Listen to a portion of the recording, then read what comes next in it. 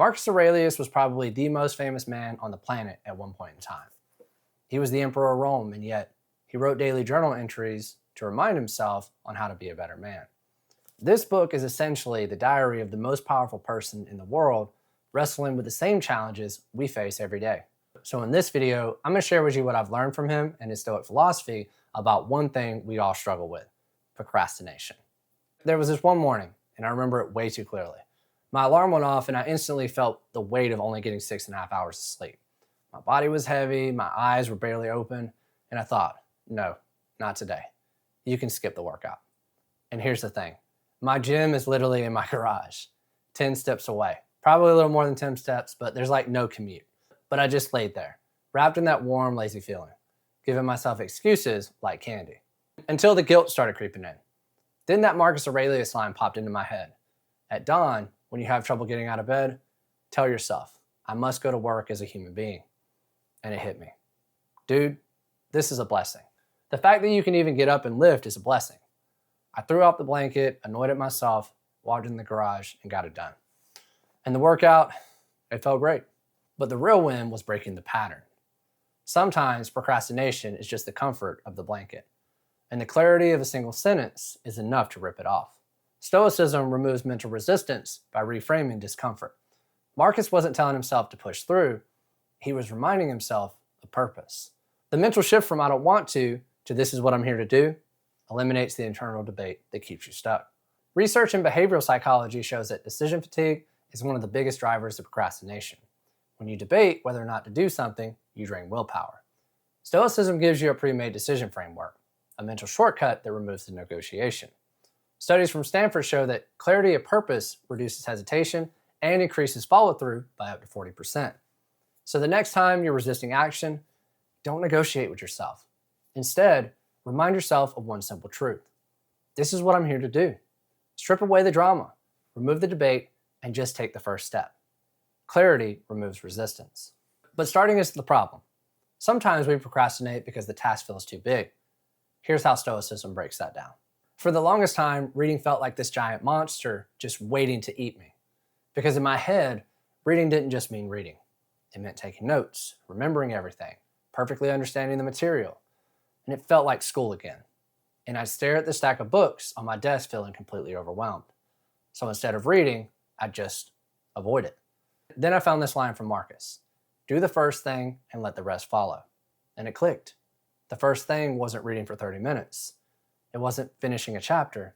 It was literally open the book, read one word. And the moment I focused on that tiny step, all the pressure dissolved. One word became one sentence, and one sentence became one page.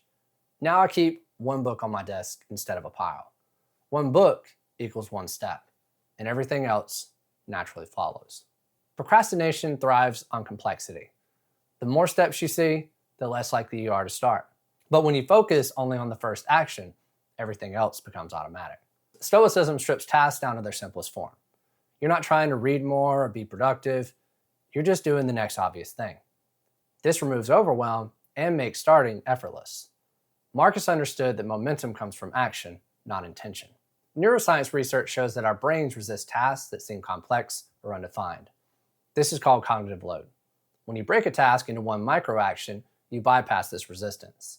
A study from the University of British Columbia found that people who focus on immediate next steps are 3 times more likely to complete tasks than those who focus on end goals.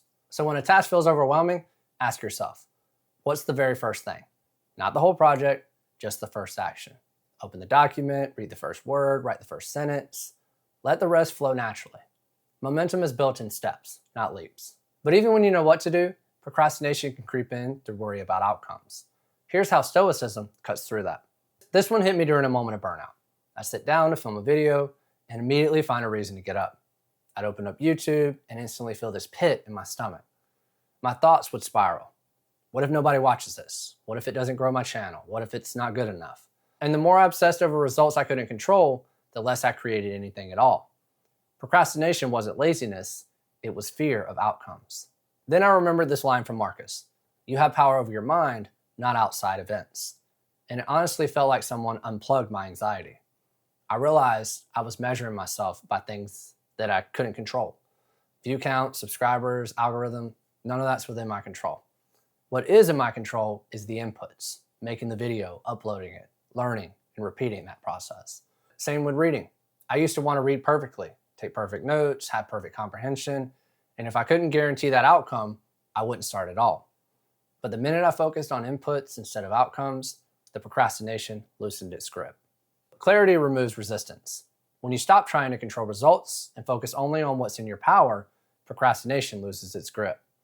Stoicism separates what you control, your actions, your effort, your response, from what you don't, outcomes, opinions, external events. Procrastination often comes from fear of failure, but failure only exists when you're measuring the wrong things. When you focus purely on inputs, there's nothing to fear. Psychological research shows that outcome anxiety is one of the primary drivers of avoidance behavior. A study in the Journal of Behavioral Decision Making found that people who focus on process goals, that's the inputs, experience 60% less anxiety and complete tasks more consistently than those focused on performance goals, which are outcomes. Stoicism gives you a framework to make this shift automatic. So before starting any task, ask yourself, what's within my control here? Focus only on that. Not the results, not the reactions, just the work. Make the video, write the page, send the email. Let the outcomes handle themselves. And sometimes procrastination isn't about the task at all. It's about how we're spending our time. This perspective shift changed everything. This one randomly hit me one night. I just put my daughter down to bed, the house is quiet, I sit down on the couch and I open up Instagram. And I tell myself, I'm just taking a little time for myself. Then an hour disappears. Then another half hour. When I finally looked up, it was almost 10 p.m. And that hollow regret hit me. Then the Marcus Aurelius line surfaced. Do not act as if you had 1,000 years to live. And it wasn't depressing, it was clarifying. It reminded me that time isn't infinite, and I was treating it like it was. I put my phone down, grabbed a book, and felt something I hadn't felt in a while. Motivation. Not hype, but meaning. When you remember that your life isn't endless, you start choosing what actually matters. Stoicism uses mortality as a compass. It's not morbid, it's practical. When you internalize that time is limited, you naturally stop wasting it on things that don't serve you. Procrastination thrives when we think we have infinite tomorrows. Stoicism shatters that illusion. Research in temporal psychology shows that people who actively reflect on time's finite nature make better decisions and procrastinate less. A study from Stanford found that awareness of life's brevity increases motivation and goal-directed behavior. It's not about fear, it's about clarity. Stoicism weaponizes this insight. So at the end of the day, ask yourself, if I only had today, would I be proud of how I spent it? This isn't about guilt, it's about calibration. Use that awareness to choose better tomorrow. Time is the one resource you can't get back, so treat it that way. But here's the thing. Sometimes the resistance itself is the lesson. This next insight flipped everything for me. Growing up, I never thought of myself as a reader. I read the books I had to read, but it always felt slow, frustrating, and difficult. And every time I picked up a book as an adult, this voice would show up again. You're too slow. You won't remember this. Other people are readers. You aren't. And because I believed that, I avoided reading for years. Then I came across this Stoic line. What stands in the way becomes the way. At first, I didn't get it, but then it clicked. The resistance wasn't a sign to stop. It was a sign to move toward the thing I was avoiding. So I picked up a book again, and I told myself, this is supposed to be hard. That's why it matters. And slowly, that resistance became meaning. It became identity. I went from I'm not a reader to someone who reads every day. Physical books, audiobooks, whatever format keeps me learning. The thing that once stood in my way became the way. The resistance isn't the problem. It's the path. What you avoid reveals what you need to do. Stoicism reframes obstacles as opportunities. The thing that's hard isn't a barrier, it's a signal. Procrastination often protects us from discomfort, but that discomfort is where growth lives. Marcus taught that obstacles aren't disruptions to the path, they are the path. When you embrace resistance, it transforms from something that stops you into something that defines you. Research in growth psychology supports this. Studies show that people who lean into challenges rather than avoid them develop what's called stress-related growth. They become more resilient, capable, and confident. A Harvard study found that reframing difficulty as a challenge rather than a threat improves performance and reduces avoidance. Stoicism gives you the mindset to make this reframe automatic. So the next time you feel resistance, pause and ask, what is this protecting me from? Then move toward it anyway. That's where the growth is. The harder something feels, the more it matters. Don't avoid the obstacle, use it. Procrastination isn't a time problem. It's a clarity problem. Stoicism didn't magically fix my habits, but it gave me a lens to see my excuses for what they were. If you found this video helpful, I want you to watch this video next because I'm going to share with you the 6 things that make productivity easy. Keep learning, keep growing, keep going. I'll see you in the next one.